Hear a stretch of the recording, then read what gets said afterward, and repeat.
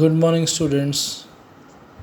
We are back again with the third chapter or third lesson in geography, that is the exogenetic processes part 1. In that, we have learned in the previous class about mechanical weathering. Now, in this class, we are going to learn the second, that is chemical weathering. We have learned about mechanical weathering.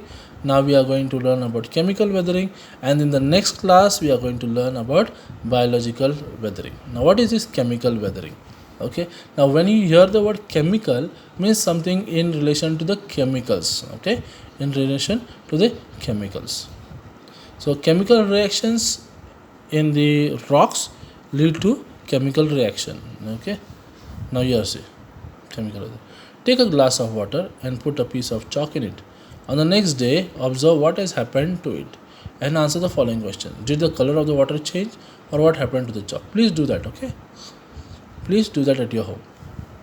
Second experiment is wrap few iron nails in a wet cloth. Open the cloth after 2 days.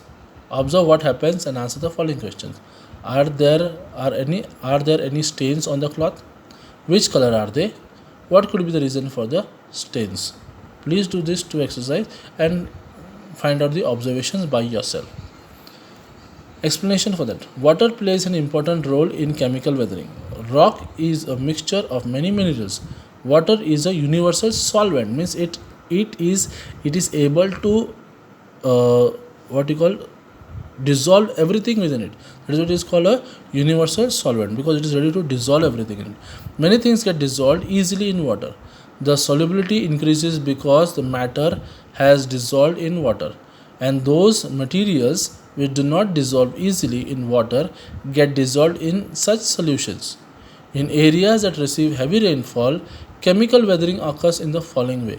How this chemical weathering occurs, we shall see. Okay, in where it is heavy rains are there. By first method is carbonation. Carbonation. The rainwater travels through the atmosphere before reaching the ground. Okay, it mixes with atmosphere. Now, when it mixes with travels through the atmosphere, there are a lot of chemicals in the atmosphere that it brings together. Carbon dioxide in the air get mixed in the water in this process. Okay, dilute carbonic acid gets formed. Materials like limestone get easily dissolved in such acids. Limestones. Example: water plus carbon dioxide is equal to carbonic acid, that is H2O plus CO2 is equal to H2CO3. Okay, that is carbonic acid. Second is, after carbonation, is solution. Some minerals in the rock get dissolved in water, correct? Limestone is formed due to chemical precipitation between water and alkalis. Okay, limestone.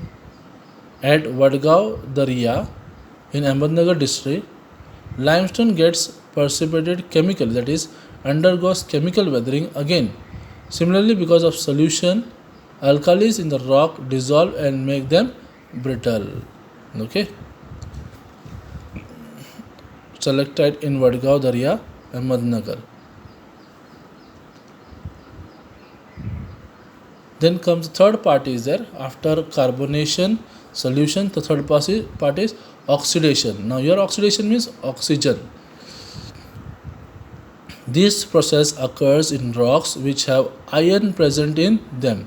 Okay, the iron in the rock comes in contact with water and chemical reaction takes place between iron and oxygen. Okay, they come in contact with water and which has oxygen, between iron and oxygen. Hence, a reddish colored layer forms on the rocks. This is called rust. Okay, whatever the red color matter is there, it is called rust. When you keep nails in the wet cloth, you must have noticed a similar thing.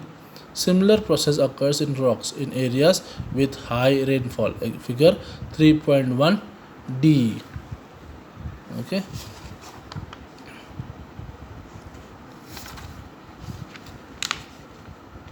See, color of the rock becomes red. Okay, reddish color. That is called oxidation. There are many more processes involved in chemical weathering besides the ones mentioned above.